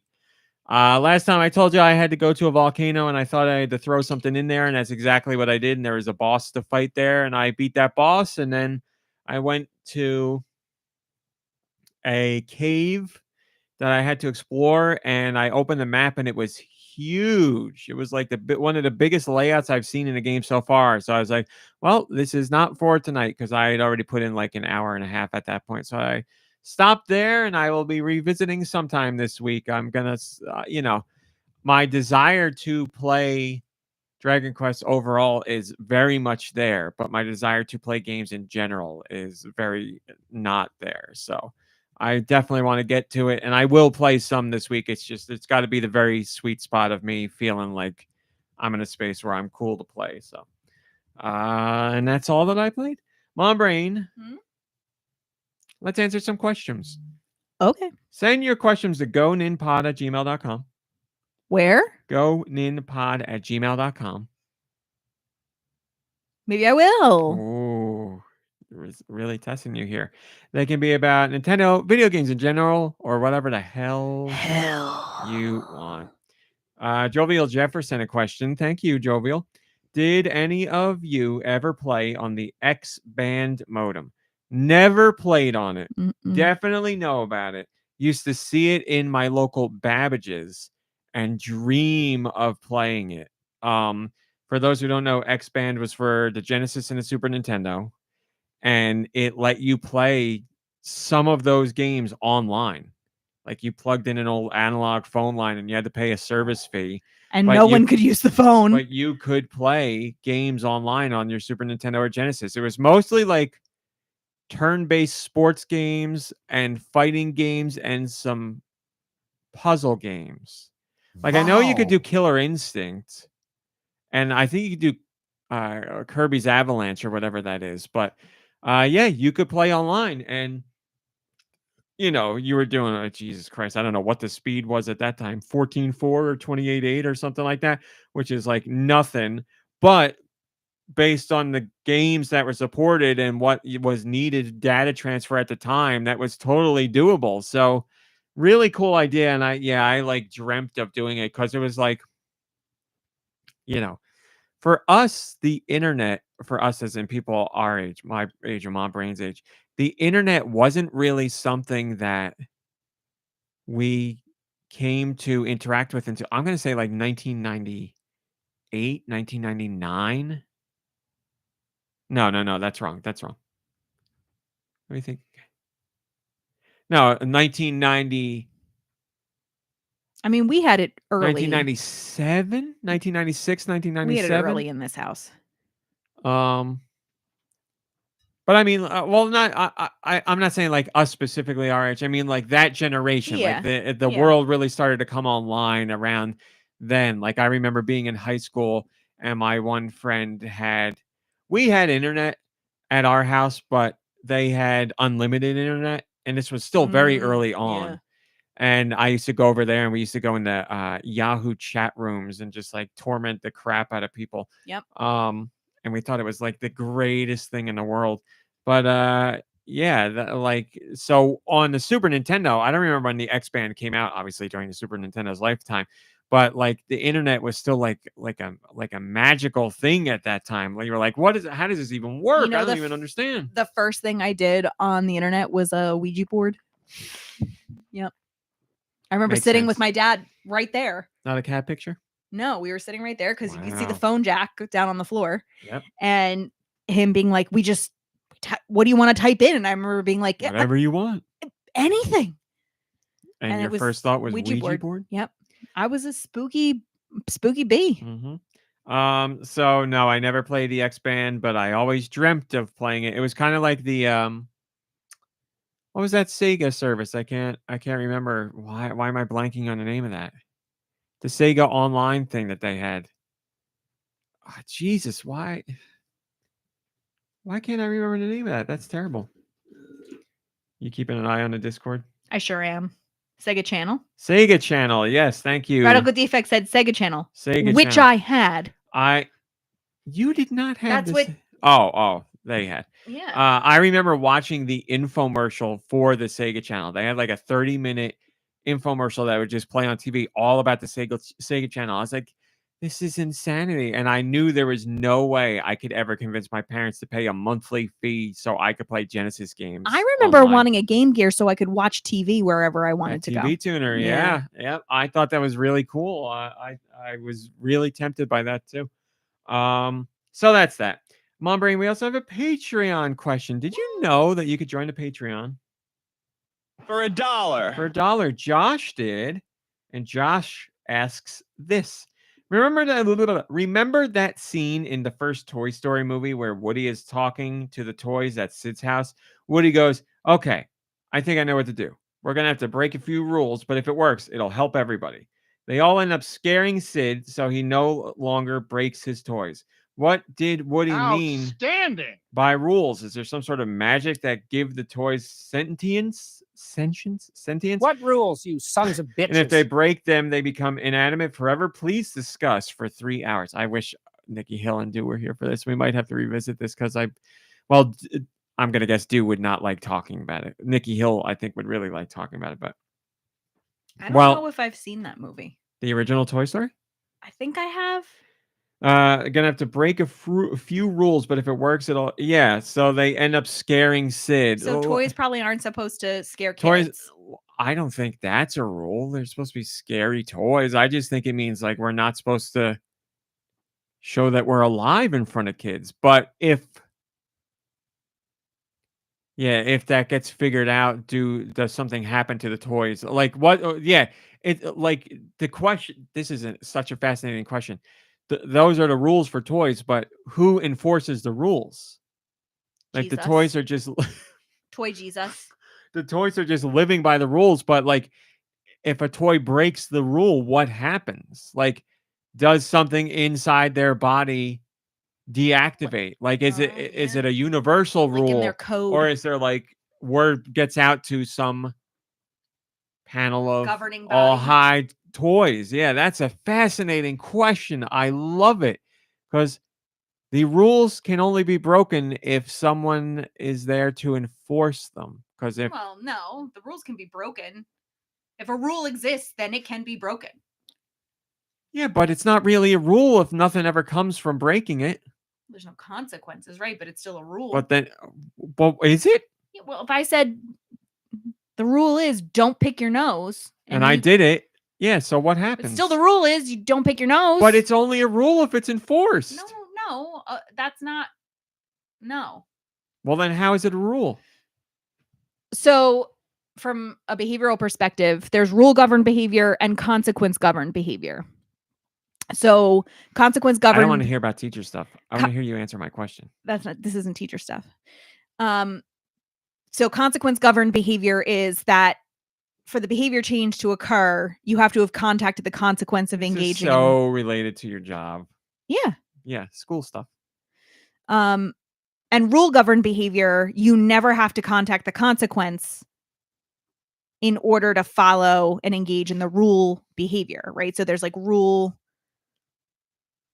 governed behavior, but the rule exists whether or not the consequence happens. You don't have to contact the consequence in order to follow the So rule. yes, technically on a basic level, the rule exists, but it doesn't matter at all if nobody follows but it. that doesn't make it that the rule doesn't exist. It just means that Yeah, I get it, but that's like just like semantics of words. Yes, the rule is there, but but when the rule's also not there at the same time. Sure, but like it is more than some semantics when you're talking in like technical terms, right? Because like if you don't if in like my profession, if you don't follow, Oh my god. The rules are being broken at the table. Please look after this bear. Paddington is alive. Paddington is alive. Paddington is alive. He's waving. Hi. We will look after this bear. I couldn't believe Mike didn't know last night about Paddington. What do you want me to say about that? He's a well-read man. What do you want me to say? I don't know. Well, rules and not rules. What rules? I just think you're playing semantics with words. But I'm not. Every rule exists and every rule doesn't exist. But it's a framework that like my work exists inside of. So for me, it's more than semantics. It's a made-up framework. Well, so is everything. I understand that, but there are consequences. Like things happen. Okay. And if it's a rule and nothing happens when you break the rule, then it's not really a rule. It is a rule. Yeah, in the sense of it is the word, yes, it's a rule, but the rule is doing nothing then. Break. Right. Yeah, so it's not. So that's why I said it's a rule and it's not a rule. It exists and it doesn't exist all at the same time. It's like Schrodinger's cat inside the box and all that stuff. Right. Is it there? Or is it not there? You don't know until you open it. Right. So I don't know. Come on, toys. Alf, other Alf, Shovel Knight, Paddington, Knuckles. What else we got here? Mr. Mime. We got Mario, Luigi, Princess. Come on, all you toys. Speak up. Make it happen. Bowser. Let's see. Come on, do something. Yeah, that's what I thought. Fascinating question, Josh. I will bring it up to the podcast next time, much to the dismay of some of the people, I believe. But I love that question. Yes. Who enforces the rules in the toy world? Who is watching? Or is it something already? Is it just something inside of them that happens? Or, as I'm arguing, is it all just made up and it doesn't really matter at all? I don't know. Maybe Toy Story's next movie will explore that idea. Well, how about this?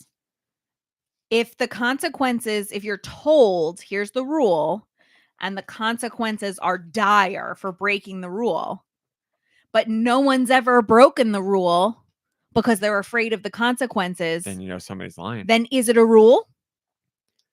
It's a rule in the sense that people have followed it. But there's no you don't know if the consequences exist. You don't know. Yes. So until you know, that's when it changes. But how do you know when someone's going to enforce the consequences for a rule that has yet to be enforced, right? Like I speed, right? Like, yeah. So this is like, realizing you have free will when you're a little kid. Right. But so it still means it's a rule, right? Like I can speed as many times as I want. It is a rule until you test it. Yes. But I test that rule every day.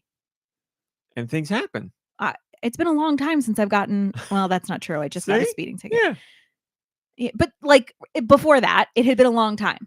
So like, but still consequences happened. There's potential for the consequences. You're acting like it hasn't happened, and it has. You can't argue that because it has. Yeah. But I'm just, you because it's rule governed behavior, you don't need to contact the consequences. You know what they are, and you don't want to contact them. Yes, because people don't want the consequence to happen in some cases. But then free will comes up, and somebody's like, "Oh my God, does that actually happen? Has that actually ever happened? Will that happen?" Well, and then free will is a whole nother argument. You break the rule. But and then you're like, it wasn't a rule to begin with. But it's still a rule. And that's why I'm saying it's only a rule if there's the consequence.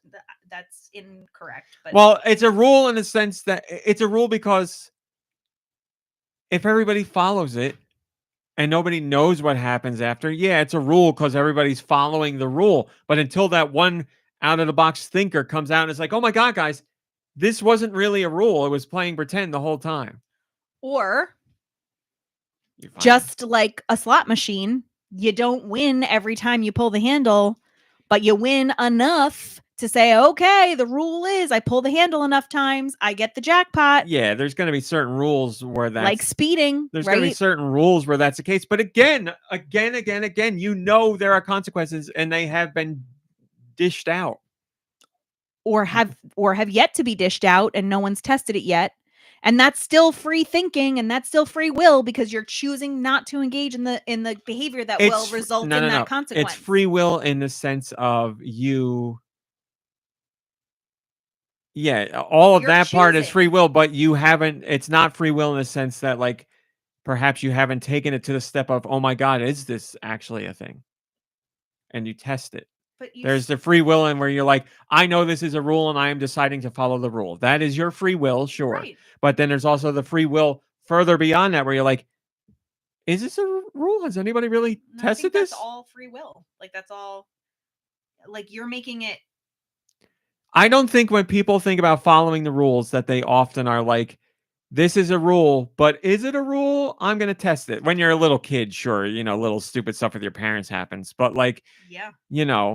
As an adult, you're not like, speeding, is this a rule? I'm going to test it. Or like, embezzlement, is this a rule? I'm going to test it. Like, you're like, I know this is a rule and I'm going to follow the rule. But there will be people who are like, wait a minute. And then they think more. And then someone out there will test it. Some could say that rules are being tested right now. And there are rules for some people and not rules for others. Mm. It's a very interesting conversation. But the important part is we need to figure it out for toys. Mm-hmm. And we're never going to be able to. We'll never know. We'll never know. You're really close with Brown Bear. You don't I think you know. could get him to tell you? I know that he is a sentient being. I mean, there's no doubt in my mind. Mm-hmm. Absolutely. Ask him to leave you a note or something. I don't need him to prove anything. Well, aren't you curious about a few things? No. Oh, okay. I love him just the way he is. When that free will hits one day, you let me know. Thanks for your question, Josh. And that's it. We're not doing music because it's just me. Mm-hmm. I dare not take up the mantle of Dew. So you have to wait until next time, The unfortunately. spiders and the flies are on vacation this week. Hey, everybody needs a break. And to be fair, flies live a very short lifespan. So they're in and they're out. Spiders probably do too.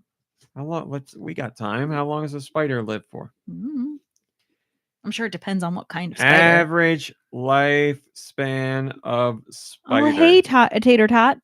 The average lifespan Spud. of a spider is, take a guess, A month.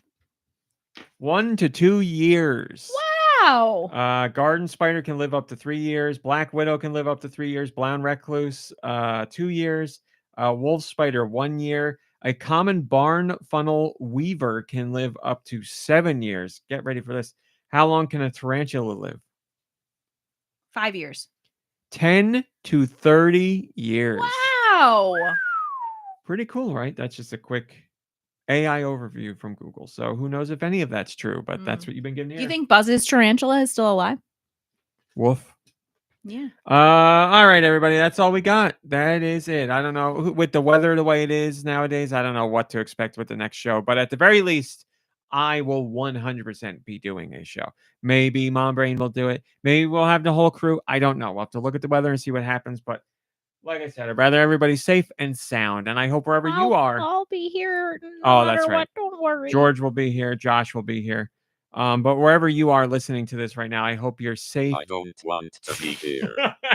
Hope you're safe, sound, happy, comfy, cozy, full belly, all napped up, with your loved ones, whoever they may be, animals, people, both, neither, whatever you want. And that's all we got for this one, my friends. So we will see you next week. Goodbye, everybody. Goodbye. Goodbye, everybody. Goodbye. You're gonna have to blow the kiss on the live stream when we end it here. Okay. Anything you'd like to address? Anything you'd like to share? I can't think of anything. We had a new pizza last night from a pizza place around here we never been to. It was recommended on TikTok. Scale of 1 to 10, and I would like to hear your reasons.